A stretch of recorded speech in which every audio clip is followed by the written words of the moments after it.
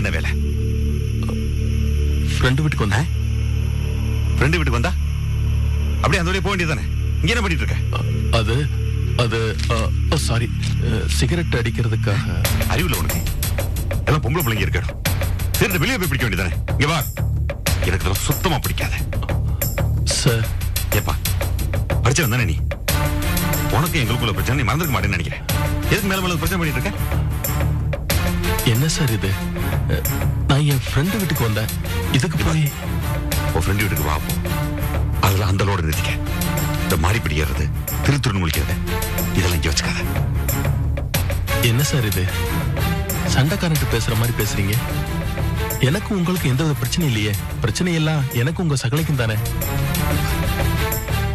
என் சகலைக்கு வேண்டாதவன் எனக்கு வேண்டாதவன் தான். போல நீ இடத்த கழிப்பிட்ட. ஒரு லிமிட் எது தெரியுமா? அந்த வீடு வரைக்கும் தான். அதை தாண்டேன்னா நம்ம 2 பேருக்குமே நல்லதில்லை. உனக்கு இதுக்கு மேல நான் சொல்ல வேண்டியலன்னு நினைக்கிறேன்.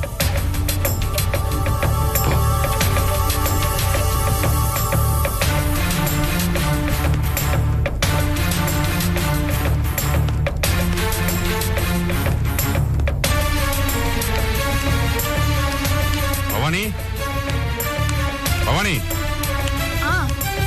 என்ன மாமா, இன்னும் நீங்க போலியா? வா, முதல்ல ஹாஸ்பிடல் போலாம். நீங்க தானே மாமா அப்புறமா வந்து கூட்டிட்டு போறேன்னு சொன்னீங்க. போட்டு கிளம்பலாம். நான் போட்டு எப்படி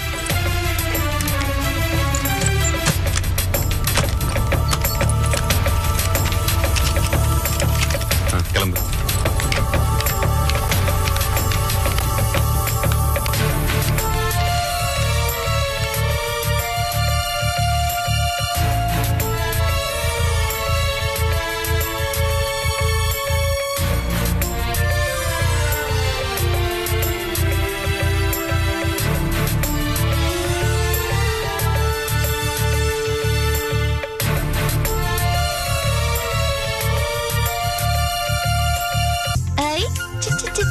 चलो आई ए ओई ए ओ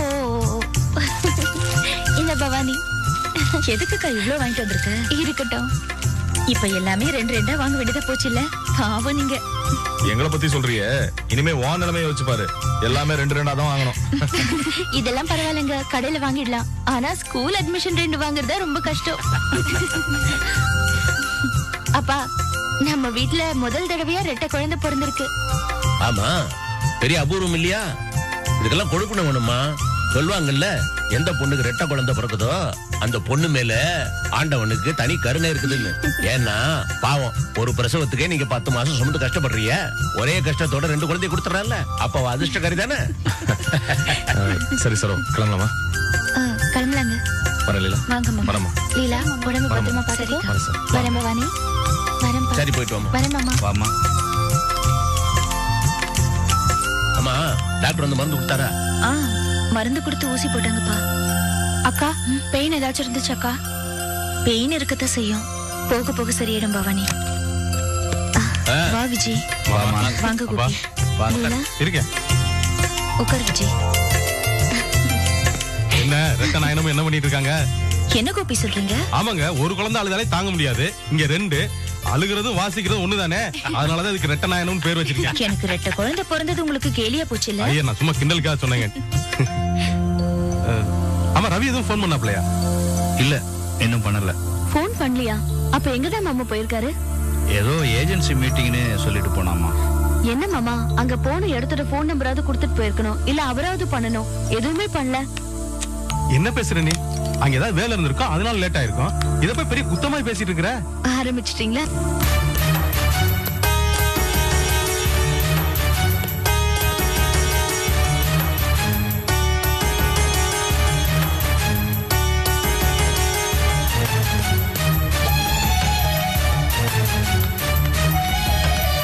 சம்பந்தி, என்ன மன்னிச்சிருங்க சம்பந்தி. மன்னிப்பா? ஆமா சம்பந்தி, ஒரு கேடு கட்டவன பிள்ளையா பெத்த மகா பாவினா. அது மட்டும் இல்லாம அவனை உங்களுக்கு மருமகனாக்குனது நான் செஞ்ச மிகப்பெரிய தப்பு சம்பந்தி. என்ன சம்பந்தி திடீர்னு என்ன இல்லாம பேசுறீங்க? ஆமா சம்பந்தி, பிள்ளை பெத்த பொண்ணு பச்சை உடம்புக்காரி எப்படி அம்போன்னு வச்சுட்டு போயிட்டான். வர்றவங்க போறவங்க எல்லாம் உங்களை கேள்வி கேட்க, நீங்க அதுக்கு பதில் சொல்ல முடியாம சங்கடப்படுறத பார்க்க எனக்கு ரொம்ப கஷ்டமா இருக்கு சம்பந்தி. அதுக்கு என்னங்க பண்றது? ஏதோ அவசர பிசினஸ்னா போக வேண்டியதான், என்ன பண்றது? அவசர பிசினஸ் எல்லாம் ஒரு மண்ணு இல்ல சம்பந்தி. ரவிக்கு ஆரம்பத்துல இருந்தே பொம்பளை பிள்ளைன்னா பிடிக்காது சம்பந்தி. தனக்கு ஆம்பளை பிள்ளை தான் வேணும்னு ஏற்கனவே பல முறை லீலா கிட்ட வாக்குவாதம் பண்ணியிருக்கான். இப்போ பொட்ட பிள்ளை, அதுவும் ரெட்ட பிள்ளை, அது அவனுக்கு ரொம்ப கோபம். அதனாலதான் அந்த பொண்ணை எப்படி அம்போன்னு விட்டுட்டு போயிட்டான். அம்போன்னு விட்டுட்டு போயிட்டானா? ஆமா சம்பந்தி. என்ன கேது? பெத்த பிள்ளைங்க, நாம பெத்த பிள்ளைங்க, அது பிடிக்காம போய் எப்படிங்க இது? பெத்த பிள்ளைங்க, நம்ம உயிர், நம்ம ரத்தம். அது ஆணா இருந்தா பெண்ணா இருந்தா இதுல என்ன பாகுபாடு? அதுக்காக பார்க்க முடியாம என்னையா இதெல்லாம்? எனக்கு இம்புட்டு வயசாச்சு, இப்படி நினைக்கிற ஜனங்கள்லாம் என்னால புரிஞ்சுக்கவே முடியலையா? எப்படி அது? பொம்பளை என்ன பாவம் பண்ணாங்க ஐயா? பிறப்புல இருந்து இறப்பு வரைக்கும் எடை விடாம ஒரு ஆண் பிள்ளைக்கு பெண் பிள்ளையோட உதவியும் சகாயமும் தேவைப்படுது. முதல்ல தாயாகும், பிற்பாடு வாழ்நாள் போற தாரமாகும். நம்ம கூடவே இருந்து நம்ம வாழ்க்கைக்கு ஆதாரமா இருக்கிறாங்க. அப்படி இருக்கும்போது பிடிக்கல என்று ஐயா, ஒரு ஆண் பிள்ளை செய்யற அத்தனை வேலையை ஒரு பெண்ணால செய்ய முடியும் ஐயா. ஆனா ஒரு பெண்ணுக்கு மேல 10 மாசம் சிசுவை நம்மளால தாக்க முடியுமா? அந்த பிரசவ வேதனை அனுபவிக்க முடியுமா? செத்து பழைக்க முடியுமா? இது ஒண்ணுமே தர முடியாதப்ப நம்மளால தரக்கூடியது ஒரு சின்ன ஆறுதல் தாயா. பிரசவிச்ச பிறந்த பொண்ணு கண்ணை முடிக்கும் போது தலையை கோதி கொடுத்து ரொம்ப கஷ்டப்பட்டான்னு கேட்கறது மட்டும் தாயா.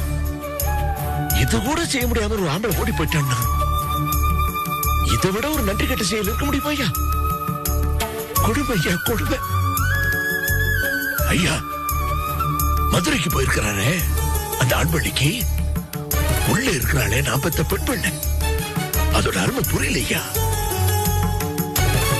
இப்படி தான் கஷ்டப்பட்டு பெற்றிருக்கிற குழந்தைய பார்க்க கூட பிடிக்காம போயிட்டானே தன் புருஷங்கிற சோகத்தை அப்பனுக்கு காட்டக்கூடாதுங்கிறதுக்கா அந்த மனவலியும் பிரசவலியோட சேர்த்து அனுபவிச்சுட்டு இருக்கிறாளே, அது பெண் பிள்ளையா?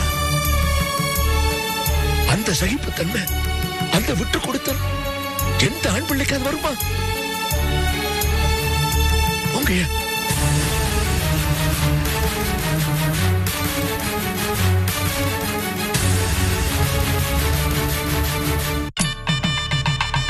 பிசினஸ் வேலையா இருந்தாலும் இந்த மாதிரி நேரத்துல உங்களை எப்படி விட்டுட்டு போறது?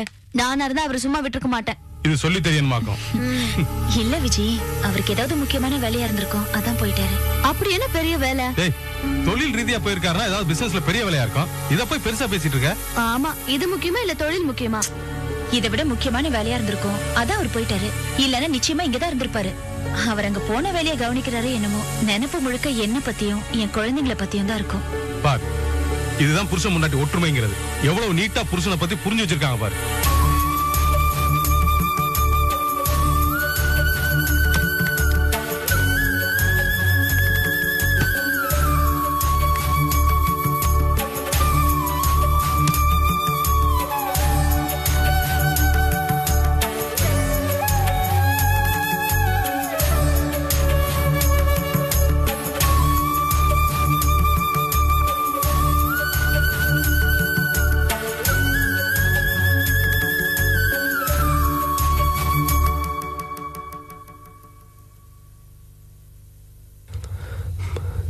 இந்தாடா. தேங்க்யூடா. ஏண்டா, உங்களுக்கும் அந்த குடும்பத்துக்கும் நடுவுல ஒரு பெரிய யுத்தமே நடந்து முடிஞ்சிருக்கு. இவ்வளவு பெரிய பிரச்சனை நடந்ததுக்கு அப்புறமும் சாவகாசமா அந்த பொண்ணுக்கு ஒரு லவ் லெட்டர் கொடுத்திருக்கீங்க. தெரியாம தான் கேக்குறேன், உலகத்துல வேற பொண்ணா கிடைக்கல? ஏண்டா, நான் அந்த பொண்ணுக்கு லெட்டர் கொடுத்தானே, ஏண்டா நான் அந்த பொண்ணை லவ் பண்ண கூடாதா? தாராளமா லவ் பண்ணு. ஆனா நம்ம ஊர்ல முன்ன பின்ன தெரியாத ஒரு பொண்ணை லவ் பண்ணாலே கடந்து குதிப்பானுங்க. டேய் இது லவ் அக்செப்ட் பண்ண சொசைட்டிடா. இருந்துட்டு போகுது. அதுக்காக இங்க யாரும் லவ் பண்ணாமலா இருக்காங்க? நான் அப்படி சொல்லல. நிறைய பேர் லவ் பண்ணிட்டு தான் இருக்காங்க. ஆனா நம்ம ஊர்ல லவ் ஆரம்பிக்கும் போது அதோட பிரச்சனையும் கூட ஆரம்பமாகுது.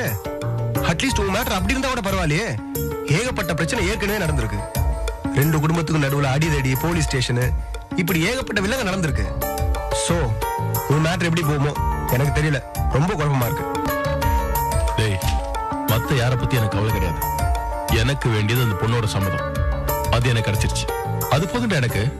கிடைச்சிடுச்சா? ஓகே சொல்லிட்டாளா? என்னோட லெட்டர்ல உனக்கு சம்மதம்னா நேவி ப்ளூ ஹாஃப் சாரியும் சிமெண்ட் கலர் பாவாடை ஜாக்கெட் போட்டு வர சொன்னேன். அடுத்த நாள் போட்டு வந்து என் மனசுல பால பாத்துட்டா. நிஜமா சொல்றேன். பார்த்தா அந்த பொண்ணு ரொம்ப நல்லவளா, பூனை மாதிரி அப்பாவியா இருக்கான்னு நினைச்சேன். ஆனா பால வாத்தான்னு சொல்றேன். இப்படி எல்லாம் வேற பண்றாளா? நான் என்னமோ அந்த பொண்ணு ரொம்ப நல்ல பொண்ணு நினைச்சேன். என்னடா பேசுற? லவ் பண்றவங்களா கெட்டவங்களா? அப்ப நான் கூட லவ் பண்றேன். நான் கெட்டவனா? அது நீ பாக்குறதுக்கு ஒரு தினுசா தெலுங்கு படம் வில்லன் மாதிரியே இருக்கியா? இந்த லவ் வச்சு அந்த குடும்பத்தை ஏதாவது பண்ணிடுயோன்னு நான் நினைக்கிறேன். ஏன்டா மடைய மாதிரி பேசுற? அந்த மாதிரி எல்லாம் எதுவும் இல்ல. நான் பவானி ரொம்ப சின்சியரா லவ் பண்ணிட்டு இருக்கேன். அவளை எந்த காரணம் கொண்டும் நான் விட்டு கொடுக்க தயாரா இல்ல. இன்னைக்கு கூட அவகிட்ட தனியா பேசி தேங்க்ஸ் சொல்லி லெட்டர் எழுதி கொடுக்கலாம்னு நினைச்சேன். லெட்டர் கொடுக்கறதுக்கு முன்னாடி நான் ரொம்ப டென்ஷனா இருந்தேன். கொஞ்சம் தைரியத்தை வரவழைச்சிட்டு மாடிக்கு போலான்னு போனேன். அதுக்குள்ள திடீர்னு போஸ் வந்துட்டான். எல்லாமே கெட்டு போச்சுடா. டேய், ஏதோ ஒரு சிக்கலான ரூட்ல போயிட்டு இருக்க, பாத்துக்கூடா. எவ்வளவு சிக்கலான ரூட் ஆனாலும் பரவாயில்ல, எனக்கு அவ கிடைக்கணும். அதுக்காக நான் என்ன பண்ணவும் தயாரா இருக்கேன். உங்க விதியை யார் மாத்த முடியும்? யார் சார் பார்க்கணும்? இங்க போஸ்ன்னு எங்க பாஸ் தான் சார். அவரை நான் பார்க்கணும். ஒரு நிமிஷம் சார்.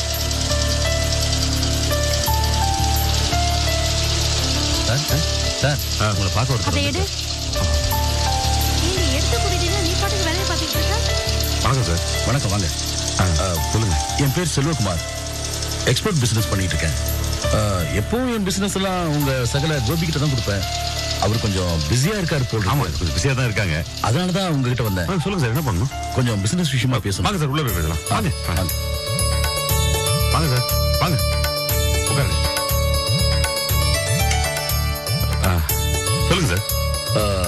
ஒரு 10 நாளுக்குள்ள 5000 காட்டன் ஷர்ட் தச்சு கொடுக்கணும். தச்சிடலாம் சார். டீடைல்ஸ்லாம் என்னன்னு சொல்லுங்க. இப்போ சட்டைக்கு 30 ரூபா ஆகிட்டு இருக்கோம் சார். 30 ரூபாயா? 30 ரூபா ரொம்ப ஜாஸ்திங்க சார். மார்க்கெட் ரேட் தான் சார். மார்க்கெட் ரேட் எல்லாம் பேசாதீங்க. நீங்களும் புதுசா ஆரம்பிச்சிருக்கீங்க. ஏன்னா எனக்கு ரேட் ரொம்ப ஜாஸ்தியா இருக்கு. இல்ல சார், நான் கோபியோட ட்ரைனிங், நீங்க கோபி அனுப்பிச்சு வச்ச ஆளு, அதனால ரேட்டு பேச வித்தியாசம் இருக்காது. இல்ல சார், எனக்கு 30 ரூபா கட்டுப்படி ஆகாது. 25 ரூபாய்க்கு பண்ணி கொடுக்க முடியுமான்னு பாருங்க.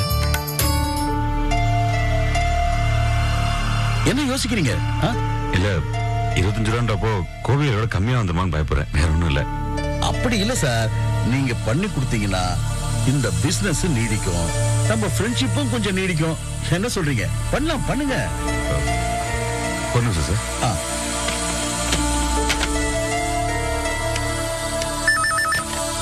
ஹலோ. கோபி, நான் போஸ்ட் பேசுறேன். அண்ணே சொல்லுங்கண்ணே. நீ அனுப்பிச்சு சொல்ல செல்வகுமார் சார், அவங்க வந்திருக்காங்க. அவங்ககிட்ட தான் பேசிட்டு இருக்கேன். வந்துட்டாரண்ணே. அண்ணே அவர்கிட்ட நான் எல்லாமே பேசிட்டேன்.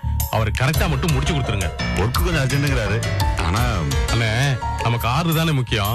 பார்ட்டியை மிஸ் பண்ண கூடாது. முன்ன பின்ன வந்தா கூட பேசி முடிச்சிருங்க. ஏன்னா ஆரம்பத்துல நம்ம பேர் எடுக்கிற வரைக்கும் அவங்க எவ்வளவு கண்டிஷன் போட்டாலும் ஒத்துக்கிட்டு தானே போகணும். அதுக்குள்ள கோபி ரேட்டு கூட கொஞ்சம் ஒரு நிமிஷம் போன்ல கோபியா? ஒரு நிமிஷம் கோபி. என்ன கோபி, நீங்க சொன்னதுனால தான் வந்தேன். இவரு ரொம்ப யோசிக்கிறாரு. எனக்கு என்ன வேற கம்பெனியா இல்ல சார்? அதெல்லாம் கரெக்டா முடிச்சு கொடுத்துருவாரு சார். நானும் சொல்லிட்டேன், கோபி கிட்ட பேசிட்டேன்னு. ஆனாலும் தயங்குறாரு. என் மேல நம்பிக்கை இல்லாம உங்களுக்கு போன் பண்ணி கேக்குறாரு. அப்படி இல்லைங்க சார், இப்பதான் தனியா முத ஆரம்பிச்சிருக்காரு. அதனாலதான் எதுவா இருந்தாலும் என்கிட்ட டிஸ்கஸ் பண்ணிட்டு தான் பண்ணுவாரு. மத்தபடி நீங்க நினைக்கிற மாதிரி எதுவும் இல்லைங்க சார். நீங்க தாராளமா அவர்கிட்ட ஆர்டர் கொடுக்கலாம். போன் அவர்கிட்ட கொடுங்களேன். தரேன். சொல்லு கோபி. அண்ணே, அவர்கிட்ட எல்லாமே பேசிட்டேனே. கூட குறைச்சு வந்தாலும் கரெக்டா பேசி முடிச்சு கொடுத்துருங்க. அவருக்கு ஆரம்பத்துல சந்தேகம் வரக்கூடாது. முதல்ல ஆர்டரை பிடிச்சிக்கங்க. சரியா? சரி கோபி. ஓகேண்ணே. வச்சிரு. சரிதா, நான் பண்ணி தந்துறேன். ஓகே, இப்போ ஒரு 25,000 ரூபாய்க்கு அட்வான்ஸ் செக் சரி சார். மெட்டீரியல் ஈவினிங் அனுப்பி வச்சிடுறேன். 10 நாளைக்குள்ள நீங்க வேலையை முடிச்சாகணும். உடனே அடுத்த ஆர்டர் உங்களுக்கே கொடுத்துறேன். சரியா? நான் பண்ணி தந்துறேன் சார். செக் யார் பேர்ல கொடுக்கணும்? தனலட்சுமி கார்மெண்ட்ஸ் போடுங்க.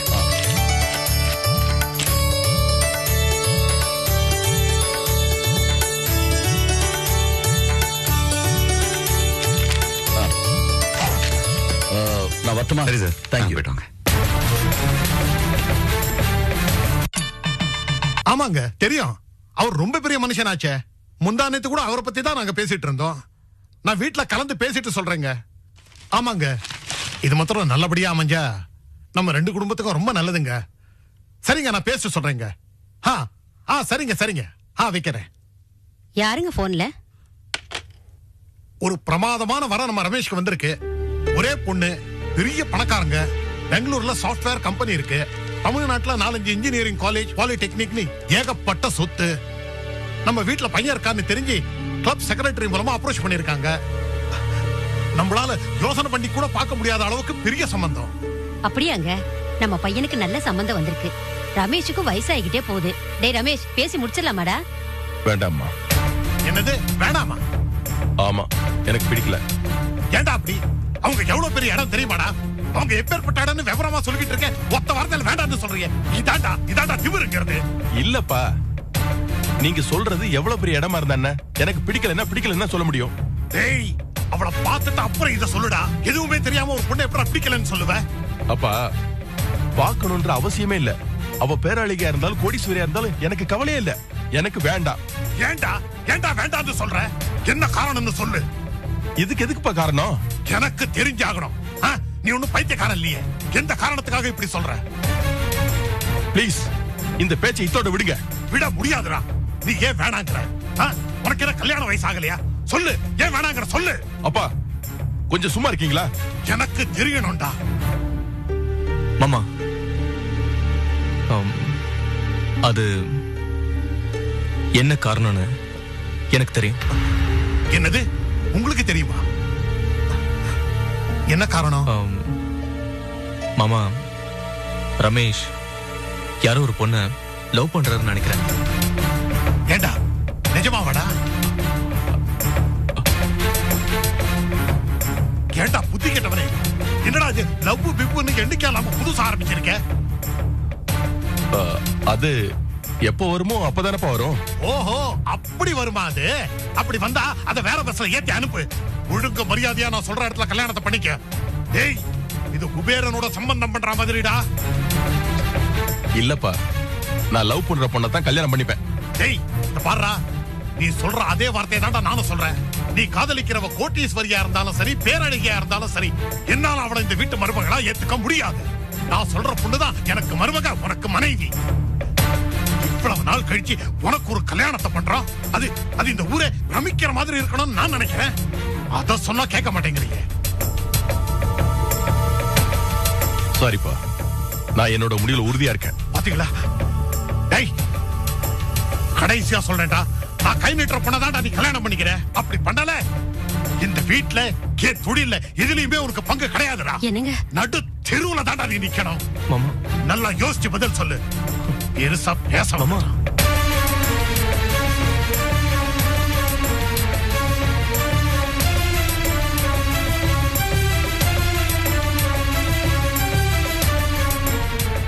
ரமேஷ், மாமா சொல்றது நியாயம் தானே? உங்களுக்கு ஒரு பணக்கார சம்பந்தம் கிடைக்குது, அதையும் வேணாங்கிறீங்க. மச்சான், எனக்கு யாரை பிடிக்குதோ அவ்வளவுதானே நான் கல்யாணம் பண்ணிக்க முடியும். நான் சொல்றேன்னு தப்பா எடுத்துக்காதீங்க ரமேஷ். இந்த லவ் கிவ்லாம் ஸ்கூல் காலேஜ் ஸ்டடீஸ் வரைக்கும் ஓகே. நீங்க படிச்சு முடிச்சுட்டு பிசினஸ் பண்ணிட்டு இருக்கீங்க. உங்களுக்கு லைஃப்னா என்னன்னு தெரியும். நீங்க போய் இப்படி லவ் கிவ்னு சொன்னா எப்படி? மச்சான், நீங்க சொல்றது கரெக்ட். நான் ஒன்னும் வயசு குளர்ல பண்ணல. பிராக்டிக்கல் லைஃப பத்தி நல்லா தெரிஞ்ச நான் எடுக்கிற முடிவை நீங்க ஏன் ஏத்துக்கூடாது? சரி, நீங்க யாரை லவ் பண்றீங்கன்னு சொல்லுங்க. நான் வேணா மாமா கிட்ட பேசி பார்க்கறேன். சொல்றேன். ஆனா இப்போ இல்ல, அந்த பொண்ணோட சம்மதம் முழுசா தெரியட்டும். முதல்ல அவ என்ன ஓகே பண்ணட்டும், அதுக்கப்புறம் சொல்றேன். என்ன ரமேஷ், இது வயசு கோளர்ல வந்த லவ் இல்லைன்னு சொன்னீங்க. ஆனா நீங்க சொல்றத பார்த்தா இப்பதான் உங்களுக்கு வயசு கோளரே ஆரம்பிச்ச மாதிரி தெரியுது. அவ சம்மதிச்சிருவான்னு நினைக்கிறேன். வெயிட் பண்ணலாமே.